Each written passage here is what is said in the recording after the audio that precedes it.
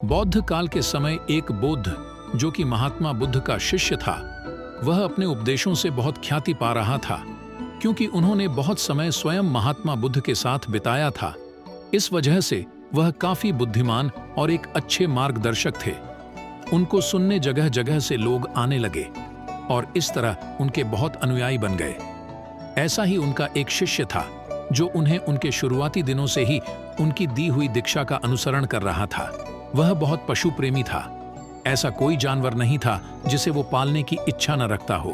एक दिन वो जंगल से अपनी कुटिया की तरफ जा रहा था। बारिश भी कुछ देर पहले ही रुकी होगी। तभी उसने रास्ते में एक प्यारा सा सांप देखा। वह जहरीला सांप था। शायद कुछ दिन पहले ही उसने आंखें खोली होंगी। उसे देखते ही शिष्य उस पर आकर्षित हो गया। वन जीवों से उसका प्रेम तो पहले से ही था। सांप को देखकर वह और उभर आया। वह उस जहरीले सांप को अपनी कुटिया में ले गया। उसने उसके लिए बांस का एक पिंजरा तैयार किया। जब भी वह बाहर जाता तो सांप को उस पिंजरे में रख देता, ताकि उसे कोई नुकसान न पहुंचा सके।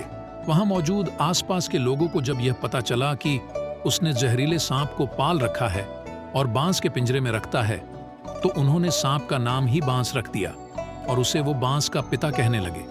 धीरे धीरे शायद उसके अंदर अहंकार का बीज फूटने लगा कि वह एक जहरीले सांप को पाल रहा है और इससे उसकी वाहवाही हो रही है।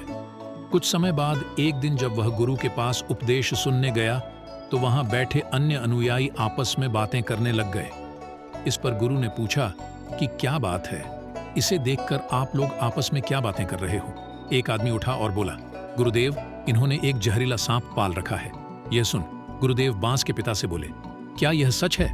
उसने उत्तर दिया, हाँ गुरुदेव, यह सच है। मैं उसे बचपन से पाल रहा हूँ। वह मेरे बच्चे के समान है। इस पर गुरु बोले, जहरीले सांप के साथ रहना सुरक्षित नहीं है, न ही तुम्हारे लिए न अन्य के लिए। वह जंगल के प्राणी है, उन्हें वहीं रखाओ। सबके सामने यह बात सुन उसके अहंकार को ठेस पहुंची।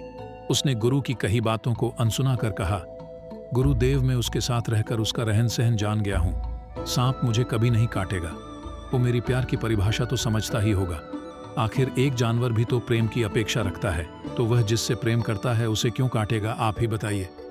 गुरु कहते हैं, सांपों की प्रवृत्ति की काटना होता है, चाहे वो प्रेम से ही क्यों न काटे, लेकिन वह जहर आपके मृत्यु का कारण बन सकता है। यह सुन उसने अपने आप को अपमानित महसूस किया और मन ही मन सोचा कि अब वह सबको उस सांप को एक समझदार पालतू जानवर बनाकर ही दिखाएगा। गुरु के इतने समझाने के बाद भी उस पर कोई असर नहीं हुआ और वो वहां से चला गया। कुछ समय बाद एक दिन वो जंगल में फल इकट्ठा करने जा रहा था, तो उसने सांप को पिंजरे में बंद करने की सोची। जैसे ही उसने सांप को हाथ से उठाया, सांप ने उसे काट दिया। वहां आसपास और कोई मौजूद नहीं था जिसकी वह मदद ले सके। मौत का एहसास होता देख वह गुरु की बातें याद करने लगा। तब उसे पता चला कि काश उसने उस समय अपने अहंकार को परे रख गुरु की बातों का पालन किया होता तो वह जिंदा होता। फिर उसने अपनी आंखें बंद की, गुरु से क्षमा मांगी और मर गया।